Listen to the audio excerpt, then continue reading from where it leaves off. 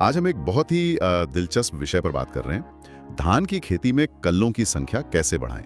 जी, कल्ले यानी टिलर्स। हाँ, टिलर्स। हमने एक लेख और कुछ वीडियोस देखे हैं जिनमें दावा है कि सही तकनीक से जहां आमतौर पर 8-10 कल्ले होते हैं, उन्हें 50-60 तक भी पहुंचाया जा सकता है। सुनने में तो ये बहुत ज्यादा लगता है ना? पहले ये समझ लेते हैं ये कल्ले होते क्या हैं। मतलब जब धान का पौधा कोई 4-5 हफ्ते का होता है तो साइड से छोटे छोटे नए पौधे से निकलते हैं ना।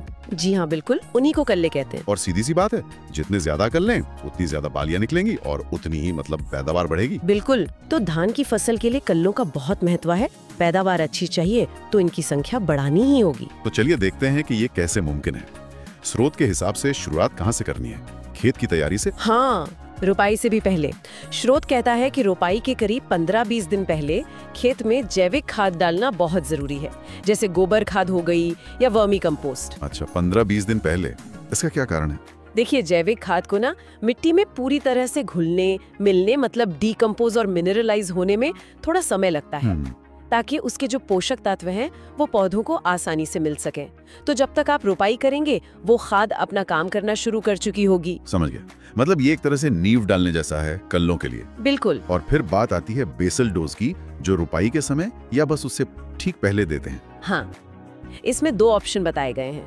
पहला है डीएपी, करीब 50-55 किलो प्रति एकड़। हाँ, डीएपी यानी फास्फोरस का मुख्य स्रोत। उसके साथ 20 किलो यूरिया और 25 किलो एमओपी मतलब पोटाश। जी।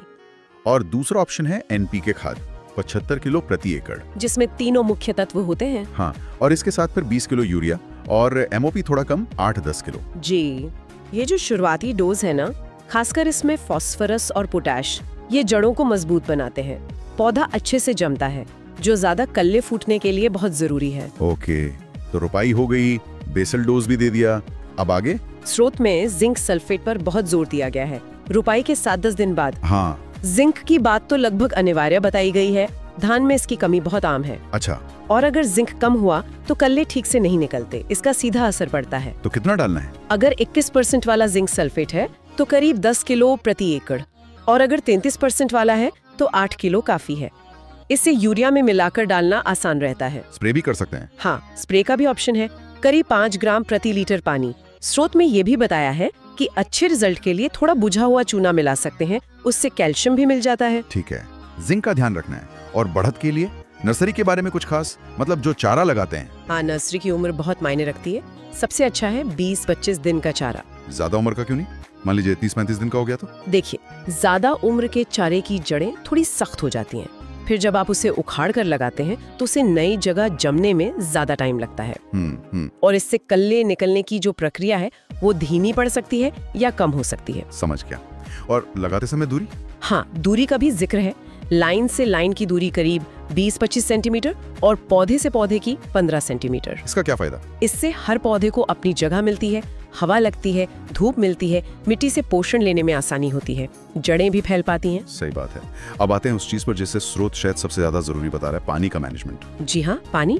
खासकर जब पौधा 15 से 40 दिन का हो, ये वही टाइम है जब सबसे ज्यादा कल्ले निकलते हैं, है ना? बिल्कुल, ये क्रिटिकल स्टेज है कल्लों के लिए। आमतौर पर तो ये सोचते हैं कि धान के खेत में पानी भरा रहना चाहिए। हाँ, यही सबसे बड़ी गलतफहमी है स्रोत के अनुसार। अच्छा, तो क्या करना चाहिए? लगातार पानी में डुबो कर रखना कल्लों के लिए अच्छा नहीं है।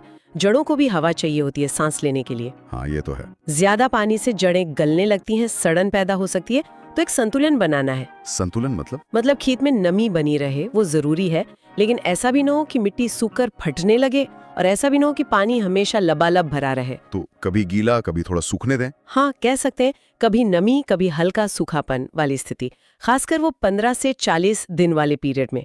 ये कल्लों को फूटने में बहुत मदद करता है। ये जानकारी तो बहुत काम की है। और हाँ, खरपतवार, मतलब वो जो फालतू घास उग जाती है। जाहिर सी बात है, खरपतवार तो निकालने ही पड़ेंगे। वो पानी, पोषण, धूप सब के लिए धान के पौधे से मुकाबला करते हैं। अगर वो ज्यादा होंगे तो पौधे को पूरा पोषण नहीं मिलेगा और कल्ले कम निकलेंगे। हाँ। तो उनका नियंत्रण जरूरी है। स्रोत में कुछ और तकनीकों का भी जिक्र था, जैसे लीफ कलर चार्ट, कुछ कल्चर वगैरह, वो कितने जरूरी हैं? वो वैकल्पिक है पर फायदेमंद हो सकते हैं, जैसे LCC, मतलब पत्ती के रंग को देखकर अंदाजा लगाना कि नाइट्रोजन कब और कितनी देनी है। अच्छा, ये तो आसान तरीका लगता है। हाँ, और एज़ोस्पाइरलम या पीएसबी जैसे कल्चर हैं, ये जैविक हैं, जड़ों को मजबूत करते हैं, मिट्टी में जो फास्फोरस पड़ा है उसे पौधे के लेने लायक बनाते हैं। और नीम की खली? हाँ, गोबर खाद FYM के साथ नीम की खली मिलाने से मिट्टी भी सुधरती है और पौधों को ताकत मिलती है।